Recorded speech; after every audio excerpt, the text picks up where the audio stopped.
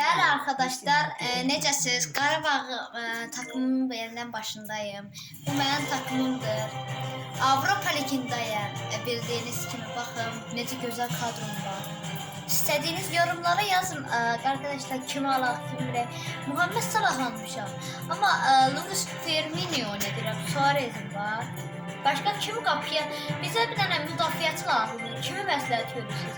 Yarı finalda oynayırıq. İndi baxın kadroma. Kimi oynadaq, kim oynatmayaq yorumlara yazarsınız.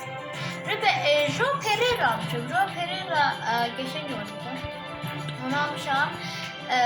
Oynadaq mı, saxlayaq mı, yoxsa kiraya verək mi? Onun fikirlərinizi yazarsınız da.